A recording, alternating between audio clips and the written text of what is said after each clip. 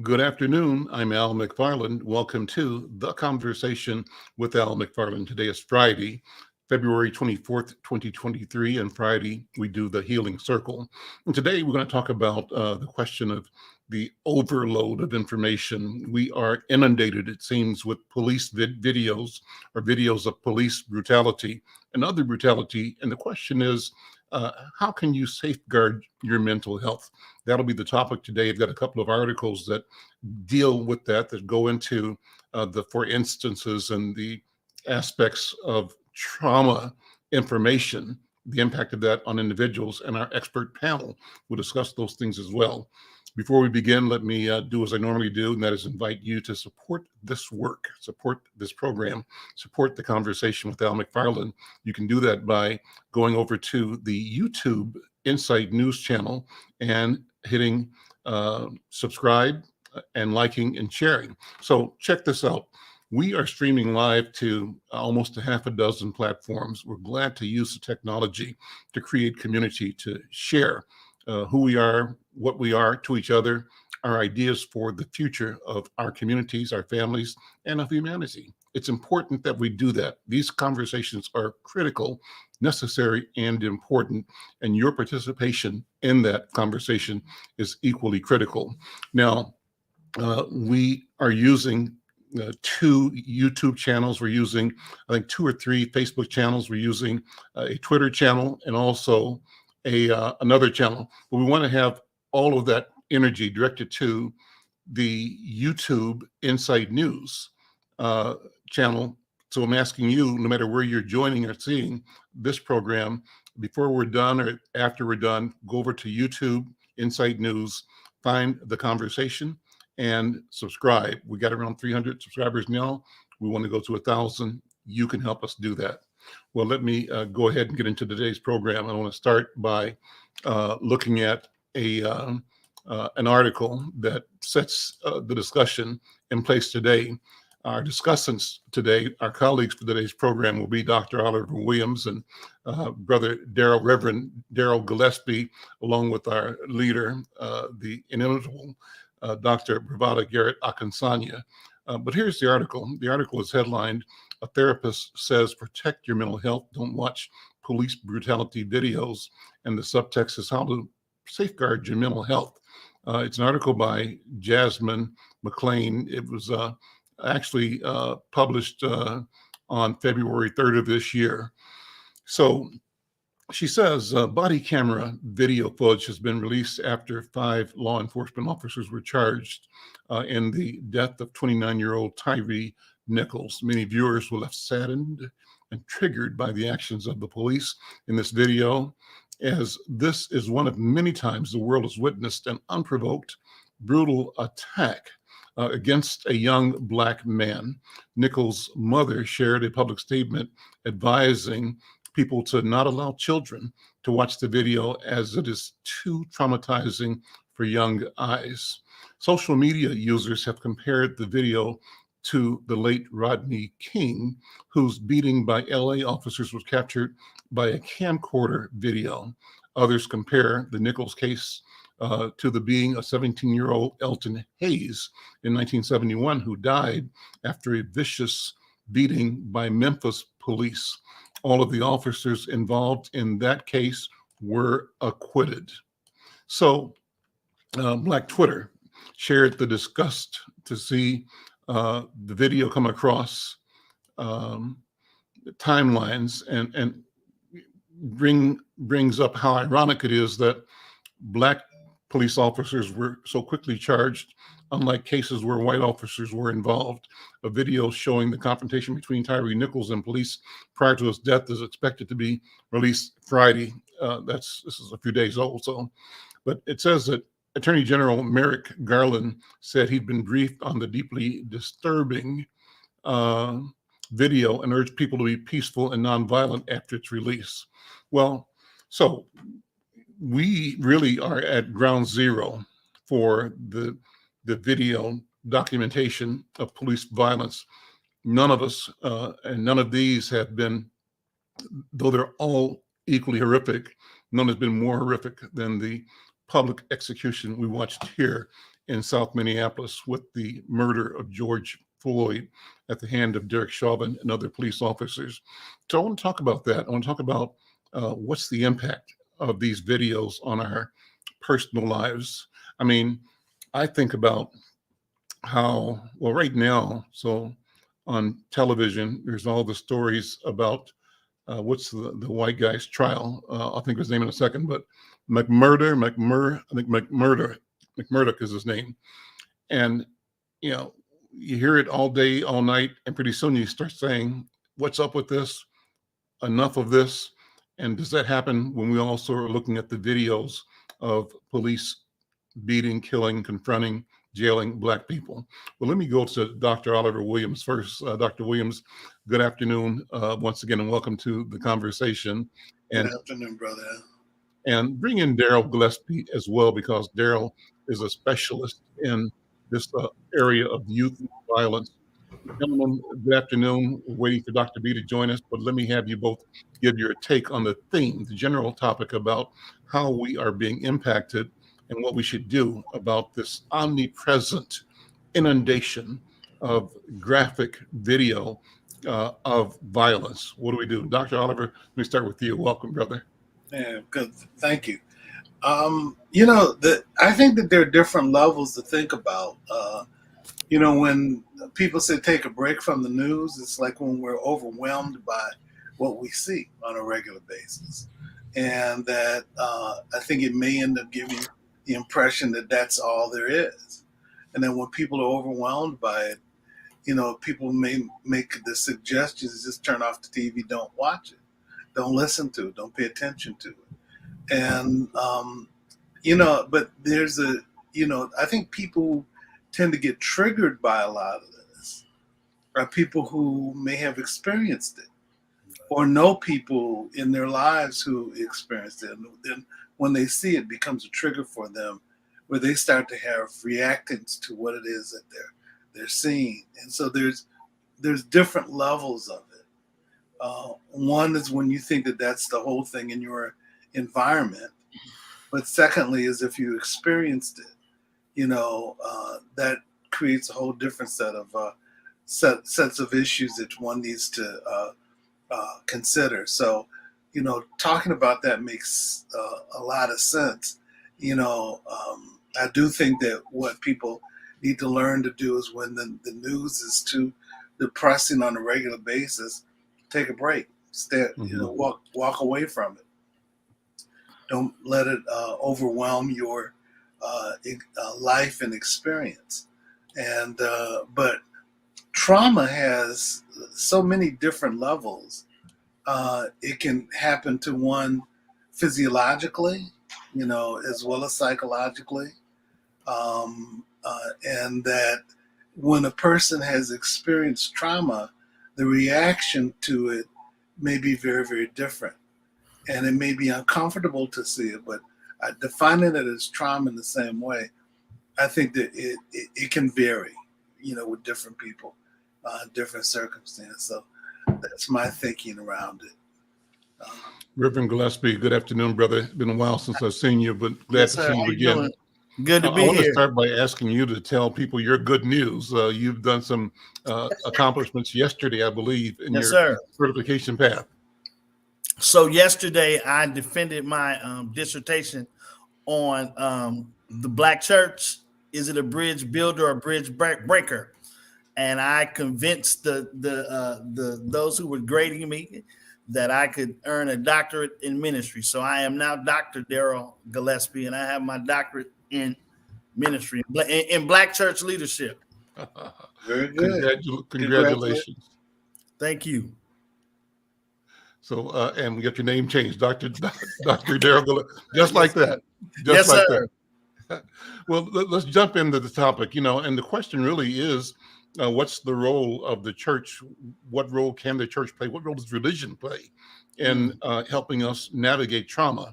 And how, in this environment of massive social media, do we protect ourselves without sticking our heads in the sand, without pretending that what is happening is not happening, right? Because it is happening. What do we do about that? And how do we navigate that? And what institutions can support our being healed whole and not being re-traumatized by revisiting the crime again and again and again on TV or video? So, and I don't know if you asked me that, but I'm gonna give a little, I'm gonna give a little insight. I agree with Dr. Williams when he said it varies. It varies among people how they respond. I know personally, I have not watched any videos. I didn't watch Philando Castile. I didn't watch George Floyd, and I didn't watch Mr. Nichols as well. So I haven't seen it.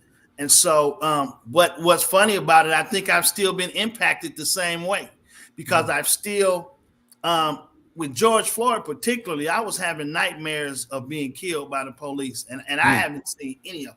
And so I haven't done anything wrong, but just the impact, and to me, the how we just don't care about Black bodies. Let me just say it like that. And you also talked about what is the role of the church without putting our head in the sand. I know I'm getting ready to make some people angry, and I've said this before on your show. One thing we cannot do is pray it away.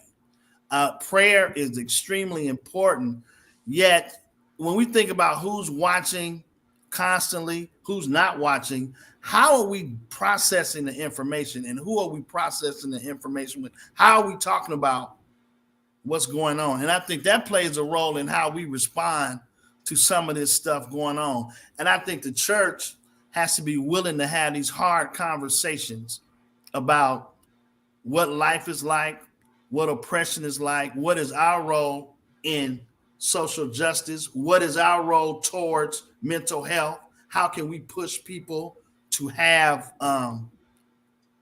conversations with therapists, how can we get some help? And I think that starts the process of us working together holistically as a team.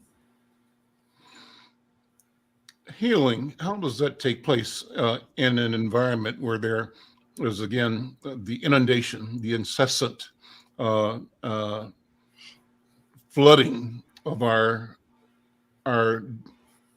information environment by this, by the imminence, the nearness of danger and fear? And how do we deal with that? Well, Dr. Gillespie, go ahead. You want me to start? Yeah, sure. So when you said the word healing, again, I thought about therapeutic. How do we have therapeutic environments? And I think therapeutic environments have to have hope. And that goes back to who's leading a discussion and who's talking. If you got a group of people who have a helpless narrative that says that there's no way we can make it and we want to stay in this pain, stay in this drama, stay in this chaos, that's what's going to happen. I think we have to have healers. Healers are people who have been healed. So how do we do our own personal work, become self-aware, where we can have conversations that is not stuck in the situation? We have to speak into our future and not stay so wrapped up in the now. And I think those kind of conversations, those kind of positive voices, those kind of positive experiences help us to heal. And so we have to role model healing. And again, not to be so churchy, but we have to testify about where God or whoever our higher power is, where he or she has brought us from, so people can know if he did it for him or her, he can do it for me. Hey, Dr. B is here. Dr. B, good afternoon. Good to see you. Thank you for being here as always. Thank you and Dr. Oliver for hosting the program for me last week. It was a home run knockout. Thank you so much.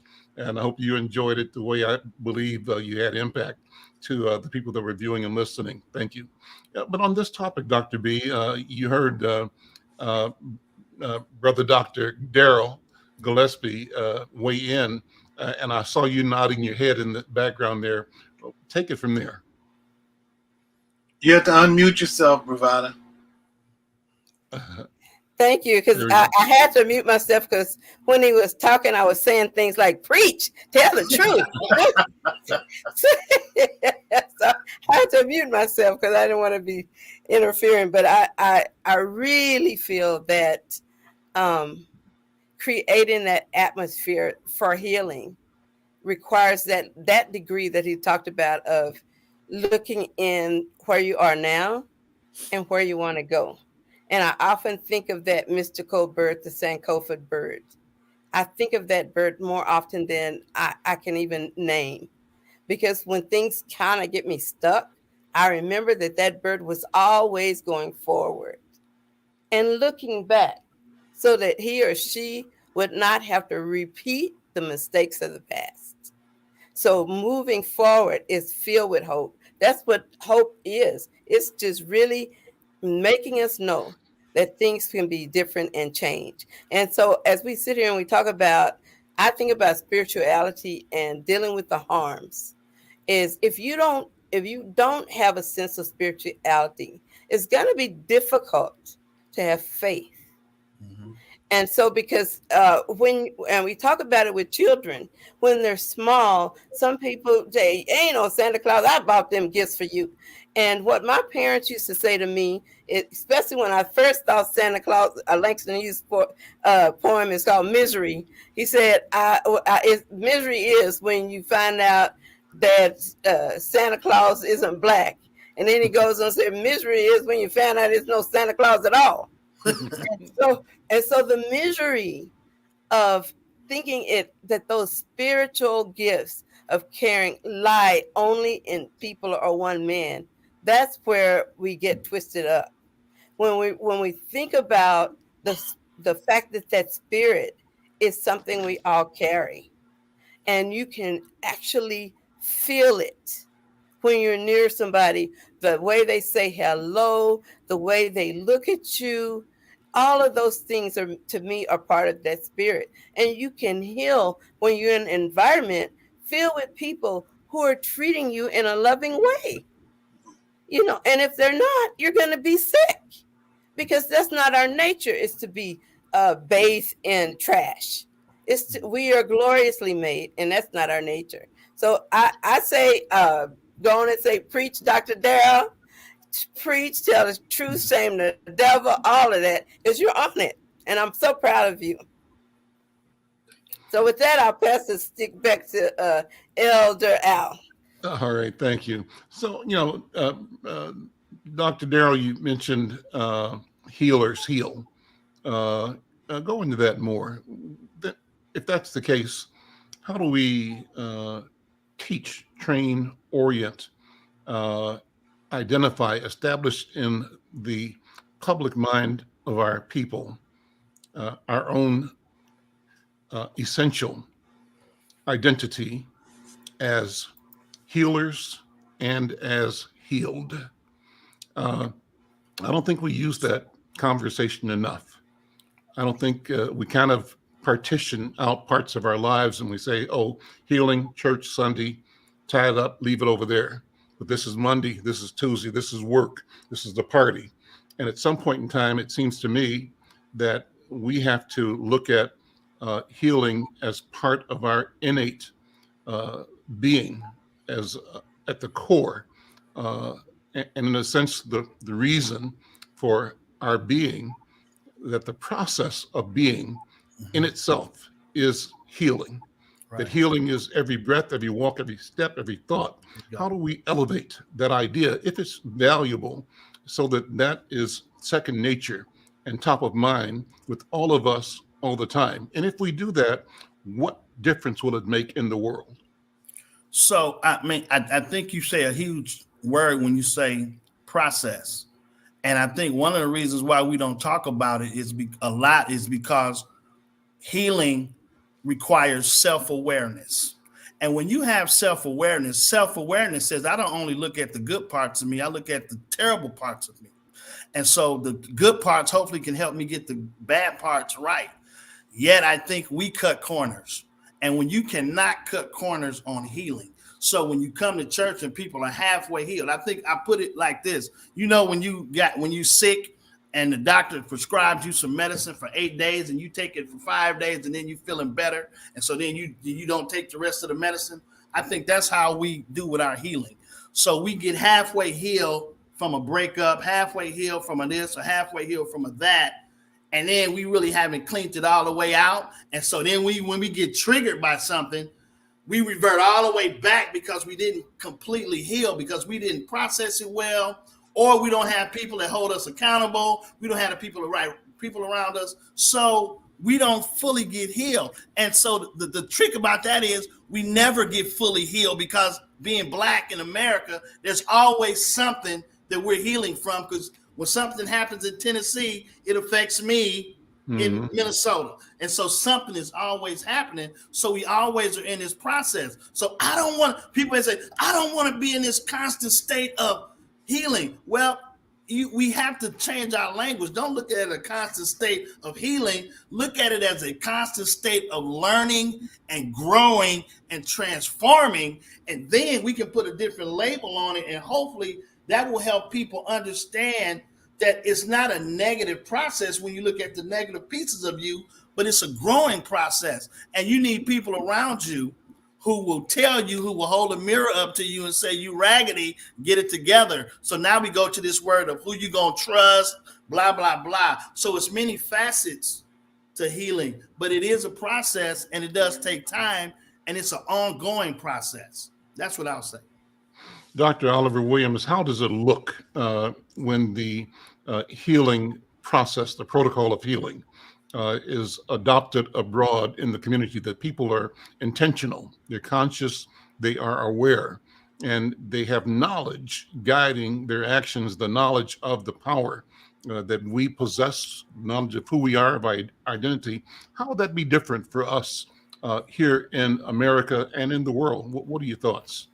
Well, one thought for me is the fact that healing, I like what Dr. Gillespie said in terms of self-knowledge and being able to do an assessment.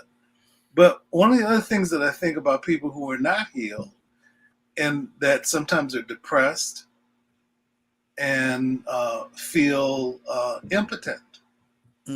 And so there's something about feeling as though there's something that you can do about it.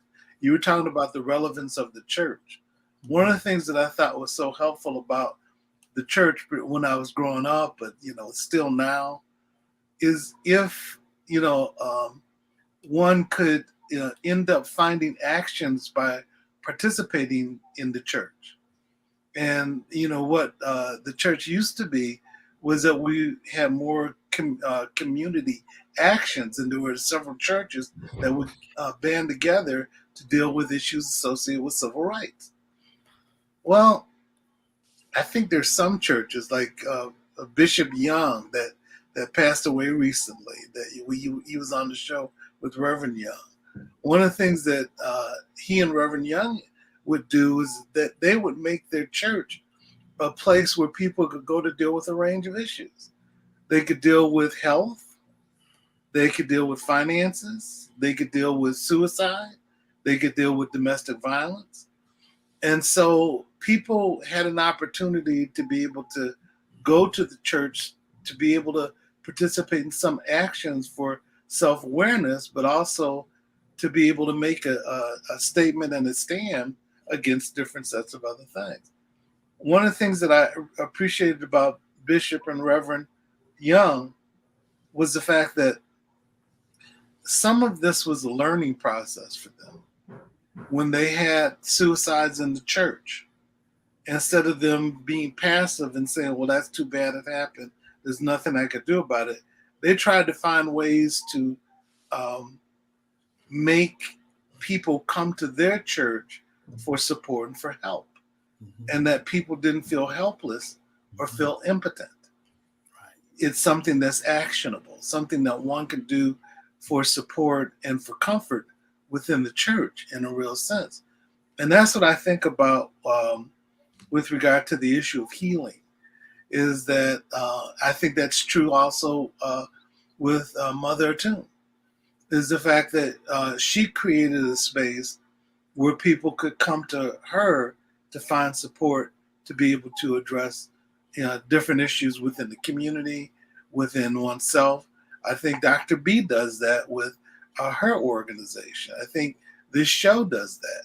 in terms of people being able to listen to things, but also be able to know where to go to be able to find support to be able to address it. And that helps one not feel impotent or helpless. They feel as though there's this step that they can take to, like Dr. Gillespie says, in terms of self-awareness, but also in terms of action. What steps one might be able to take in terms of being able to act to address the issue. So that's my thoughts around it. Dr. B, I keep asking questions that seek the answer or a description, a picture of what we will be to each other and for each other as we reflect that we have both embraced and enacted the protocols of health and healing. How will we be different? How will we be able to withstand and, in fact, utilize even the negative energy from without as a tool for building the community, the society, the world that we need to and want to and are commissioned, I believe, to create? It's our work. What do you think? Thank you for that question, and it's a good one. I think that when we understand that we can't do something alone, we open the door for the universe to come to our aid. When we finally can acknowledge that it's not totally up to me, that I can get help, that I don't have to suffer or even celebrate alone, that there's a reason why the Creator put us all here as resources for one another. We can drop the shame. We can drop the stigma and the lie of white supremacy and Black inferiority. We can draw all of that. Those are man-made beliefs that we've internalized and actually metabolized in our everyday lives. And that is what healing can bring. It can bring a sense of liberty. And that liberty is, I don't have to fix it all by myself.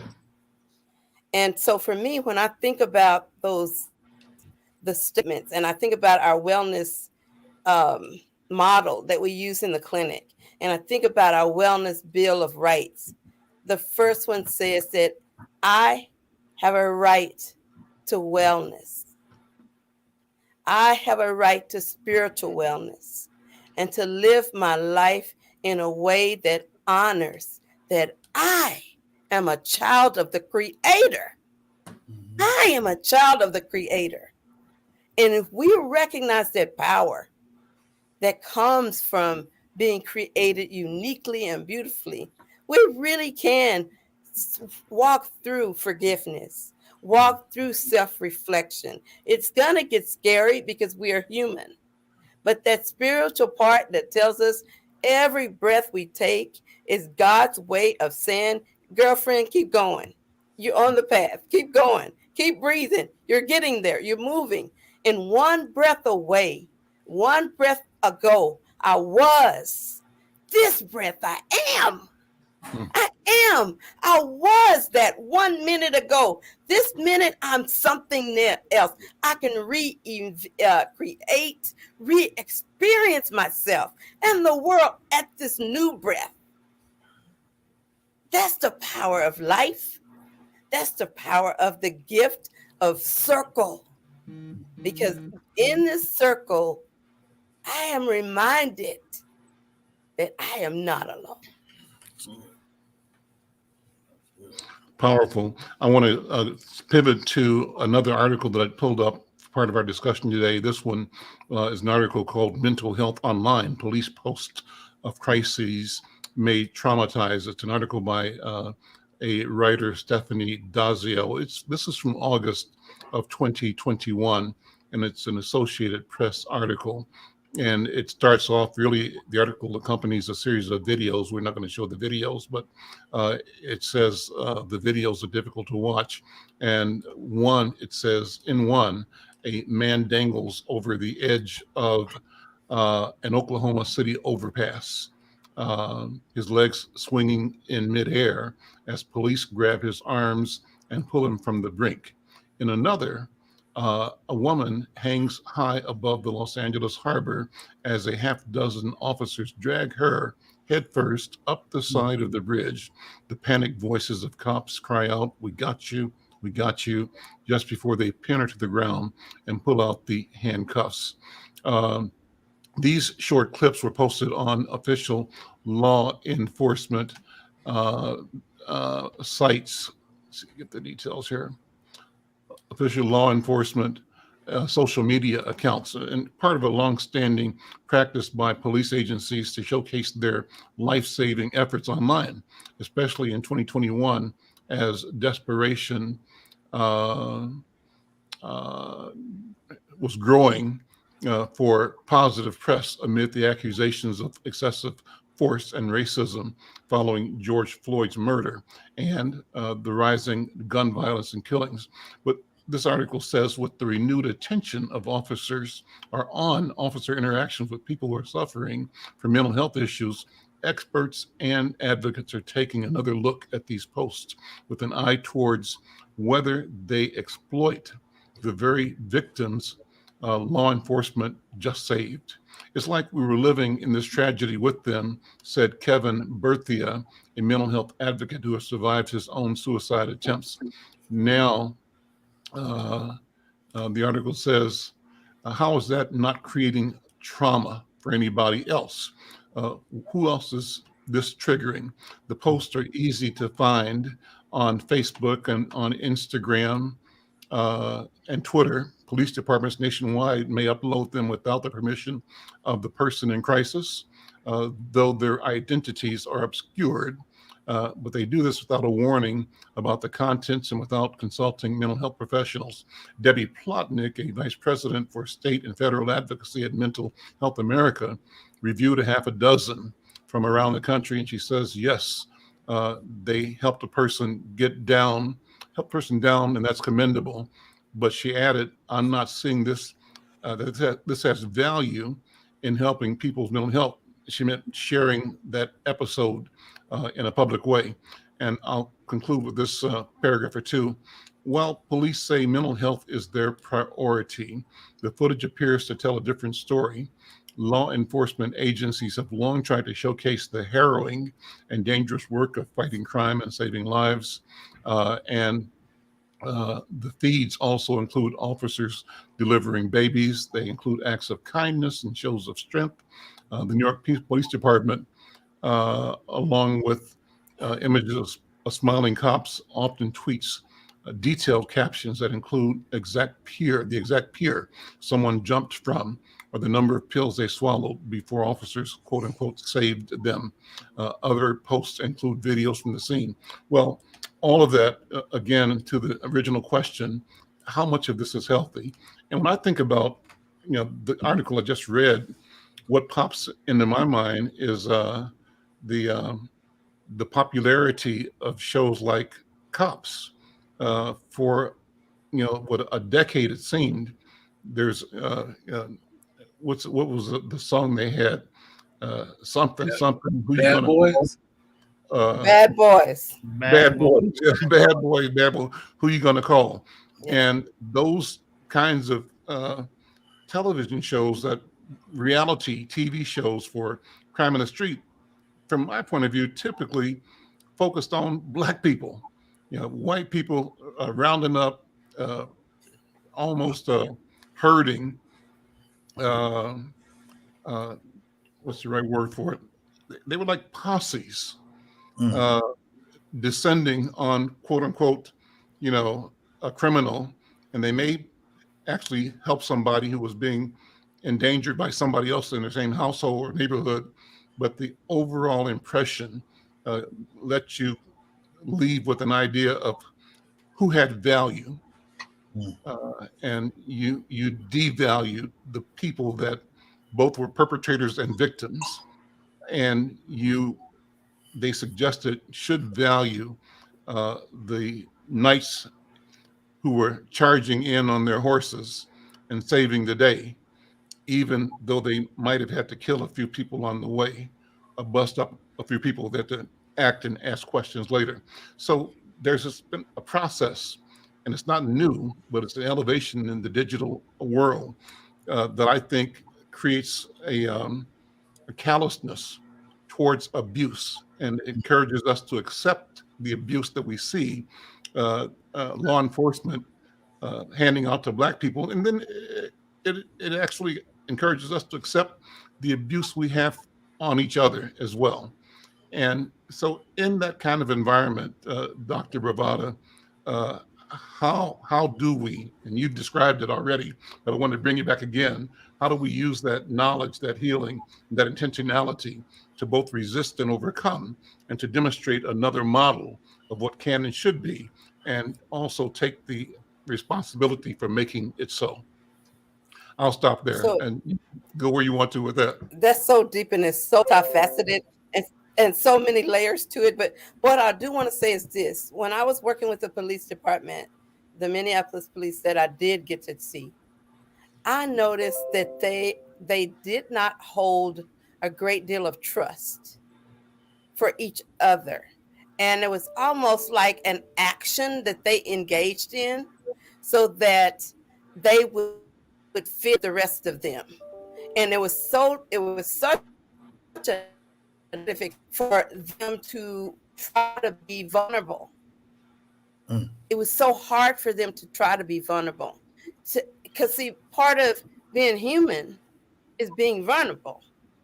So somehow they dehumanize themselves in order to be a part of a profession that marginalizes, dehumanizes, and especially harms Black folks in particular. So when you think about police officers and how we as victims and as at times perpetrators of crime, how in either realm we are whittled down to nothingness. Now our fight is for our own humanity. And it reminds me of how, as I was doing my studies, I ran across some of the abolitionist writings. And I ran across their actual logo that they used. And it was a Black man with chains and a sign that says, "Am I not a brother and a man too?" So then,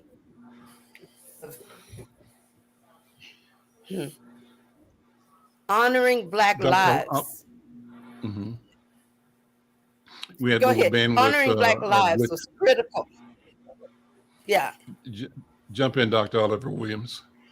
Yeah, I guess as I was thinking about some of the things that Bravada is talking about, you know, and the conversation that we're having, you know, there are.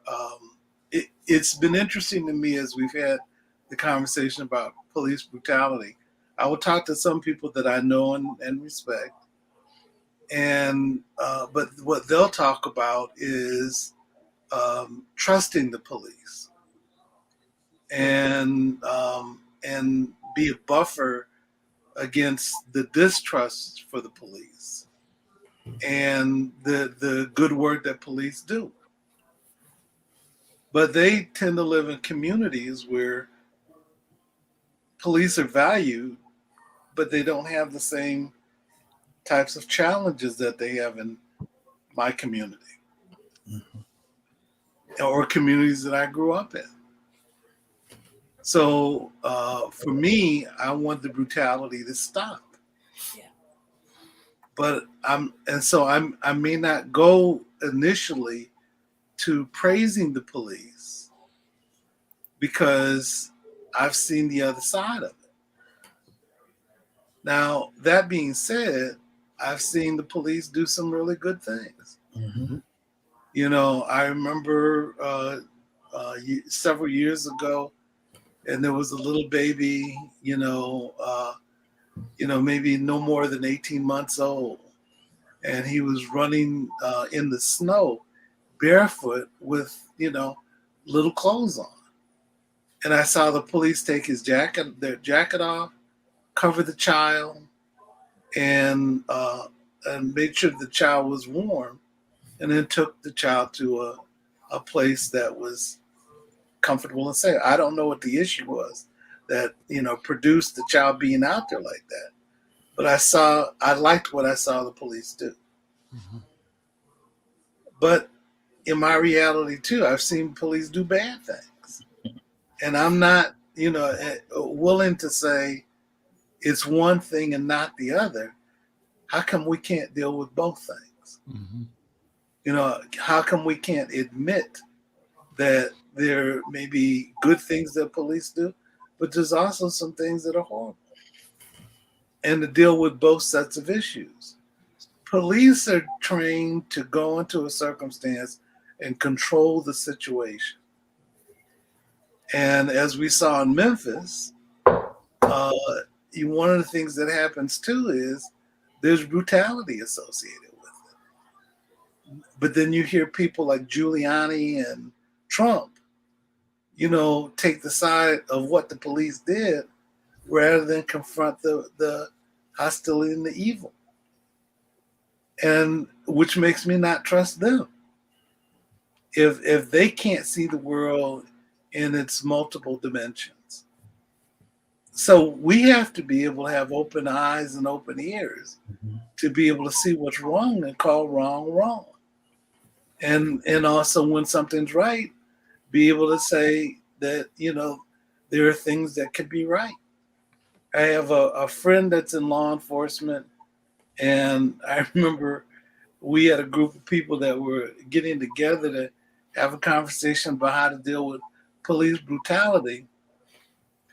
And there were people who were taking the side of the police rather than saying, all right, let's look at what's wrong. Mm-hmm. And some of the people that I know who are law enforcement people were willing to do it and willing to develop their insights about how they thought the situation could be corrected. That being said, I knew people that didn't want to give them a chance to say anything because the fear was that what they would do is overcompensate rather than trying to spend time dealing with reconciliation in a real sense. We've got to be able to do that, and I think do that in order for people to trust what you're doing. So I don't know, that's my thought associated with it. I think you've got to be able to deal with things in such a way to get somehow in this conversation, the image flashed in my mind, and I'll throw it out just for you all to respond to it. Starting with you, Dr. Daryl Gillespie.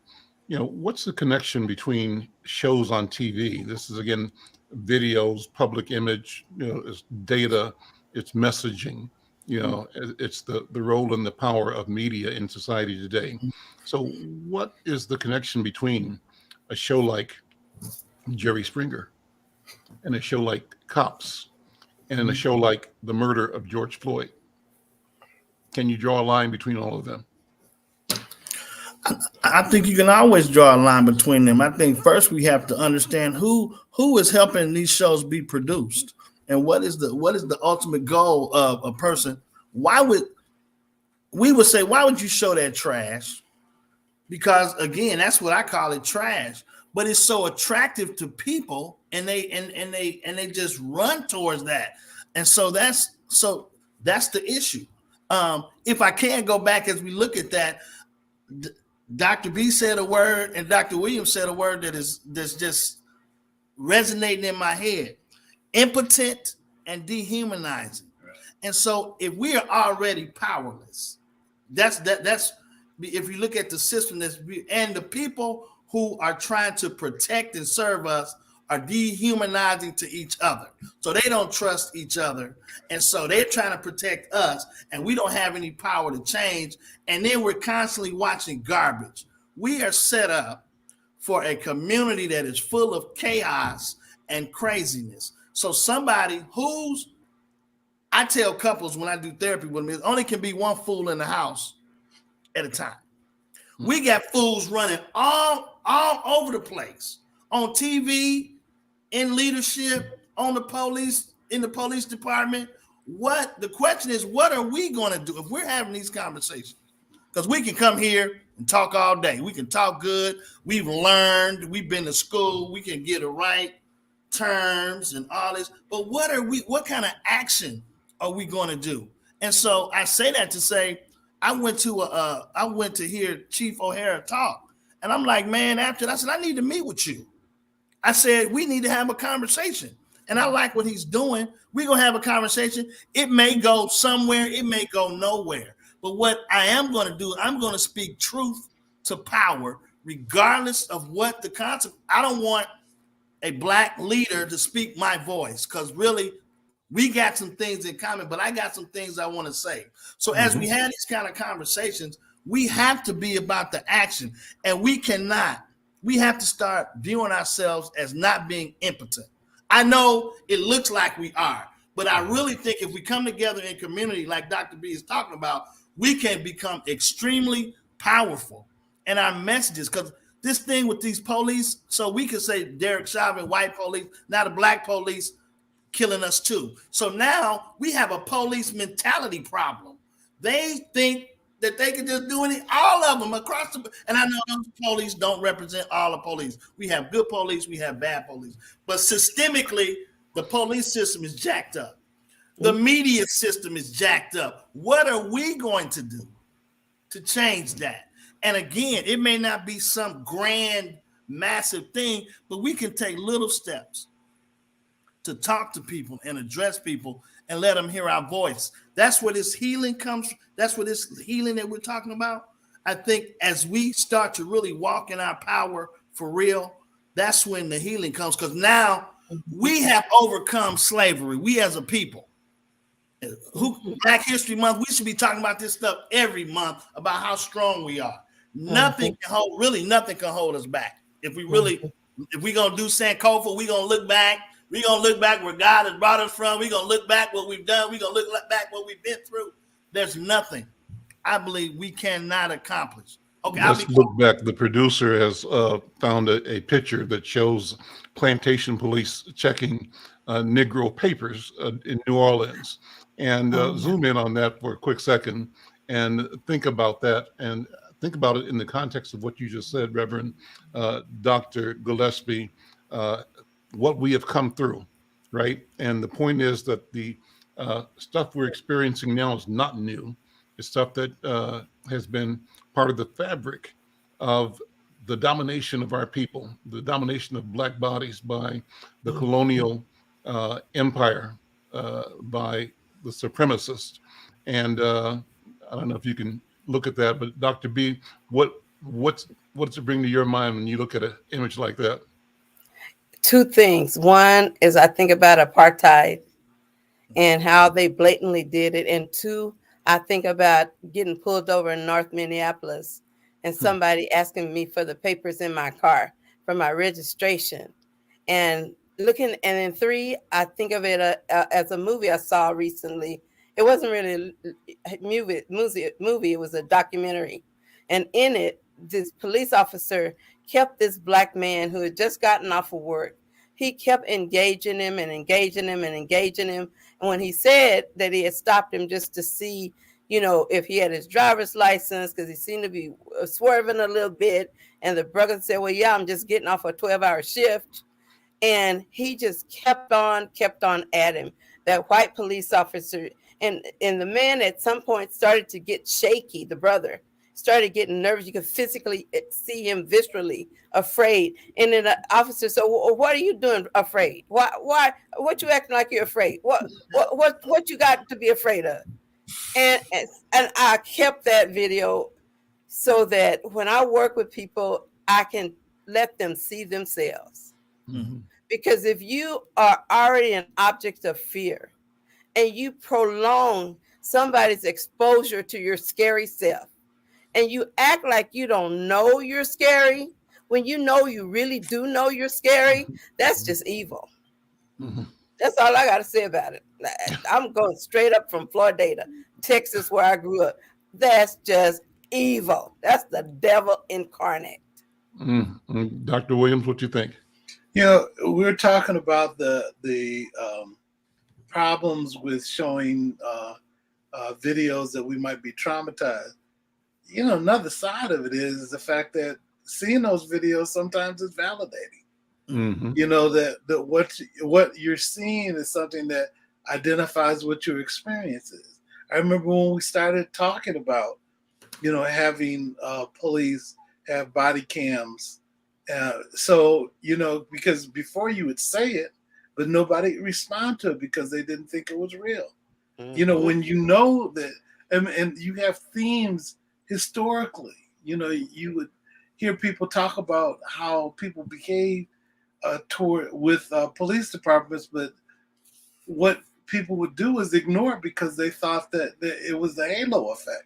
That if you're talking about law enforcement, their intention was to do the right thing, when that's not true. Mm. There's some people who have good intentions and act with good intentions.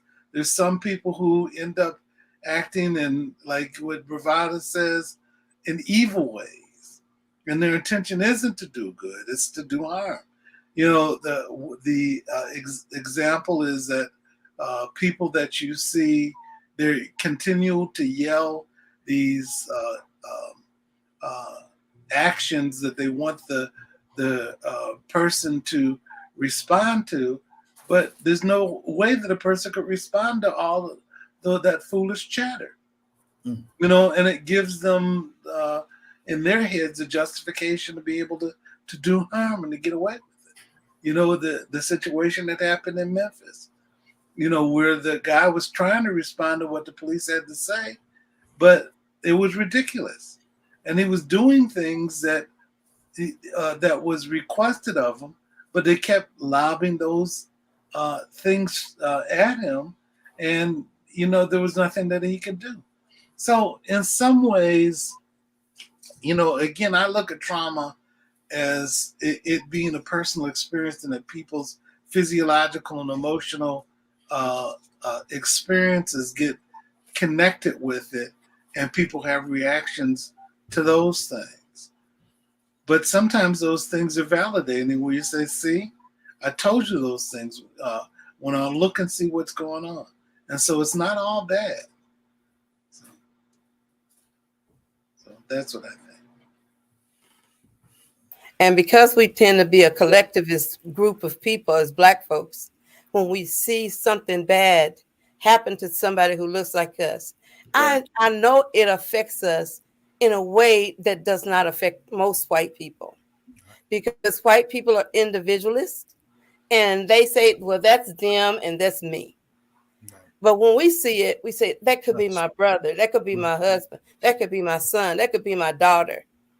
And in fact, that's why we still call each other brother, sister, uncle, auntie, because we have a spiritual connection to our Black bodies that no one has ever been able to erase just yet, until this very day. They can't break it. They've tried.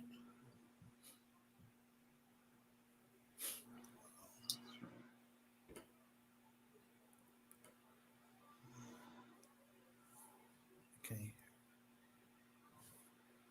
Al, you're muted.